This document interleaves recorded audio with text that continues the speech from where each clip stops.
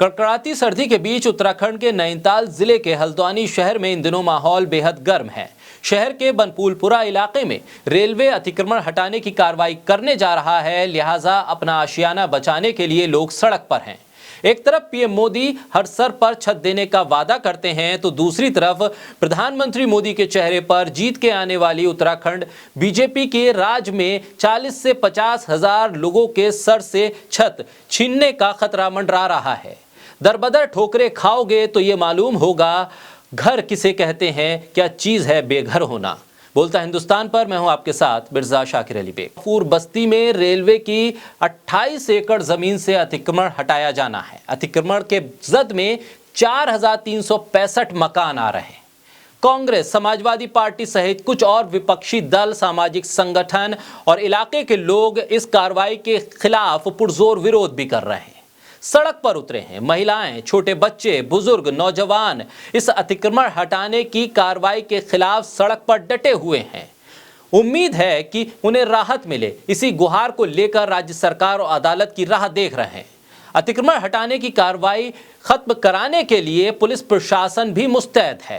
हर तरफ police force है, rapid action force की कंपनियां बुलाई गई हैं, पीएसी को तैनात किया गया है। रेलवे पुलिस के अलावा पैरामिलिट्री फोर्सेस को भी अतिक्रमण हटाने की इस कार्रवाई के दौरान अलर्ट मोड पर रखा गया है। इस कार्रवाई के खिलाफ हजारों लोगों ने इस पूरे इलाके में कैंडल मार्च निकाला, सड़क पर बैठ के नारेबाजी की और न्याय की गुहार लगाई है। सरकार से मदद की आस लगाए बैठे हैं ये लोगों का कहना है कि राज्य सरकार ने उनकी नुमाइंदगी अदालत में सही ढंग से नहीं की, उनकी पैरवी सही ढंग से नहीं हो पाई, जिसकी वजह से हजारों की तादाद में लोग अब बेघर हो सकते हैं। इस कोशिश में तमाम लोग लगे हैं कि इन लोगों के सरों से छत ना हटे।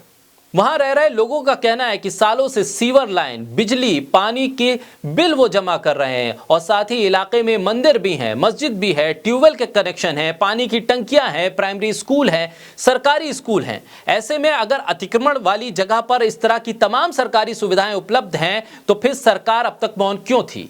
छोटे छोटे बच्चे हाथों में पोस्टर लेकर खड़े हैं। इन पोस्टर में लिखा है कि अब हम कहां पढ़ेंगे, हमारे बुजुर्ग माँ बाप कहां जाएंगे, पहले हमें बसाया जाए और फिर उजाड़ने की कार्रवाई हो। यहां बैठे लोग जो धरना दे रहे हैं, उनके हाथों में जो होल्डिंग्स हैं उसमें लिखा है कि हमारे घरों में माता पिता हैं, बुजुर्ग हैं जो धरने में शामिल हैं। महिलाओं का कहना है कि अब वो अपना आशियाना कहां लेकर जाएं।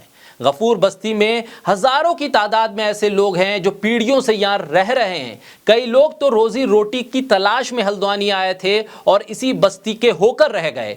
वो अपने साथ जो सामान लाए थे उसके जरिए उन्होंने अपनी जिंदगी को गुजारने की कोशिश की थी। अब सवाल मौत और जिंदगी का आके खड़ा हो गया है। उन्होंने अपने खून पसीने की मेहनत से जो रुपया इकट्ठा किया उससे जमीन खरीद कर मकान बनाए। अब उन मकानों पर खतरा मंडरा रहा है कि कब बुलडोजर चल जाए। 40 से 50 हजार लोग बेहद मुश्किल में हैं और उनकी सरकार से यही गुहार है कि उन्हें राहत दी जाए, वरना छोटे छोटे बच्चे, महिलाएं, बुजुर्ग आखिर इस ठंड में कहां जाएंगे और कैसे ये लोग अपनी दूसरी जिंदगी शुरू करने के लिए आशियाना तलाश कर पाएंगे।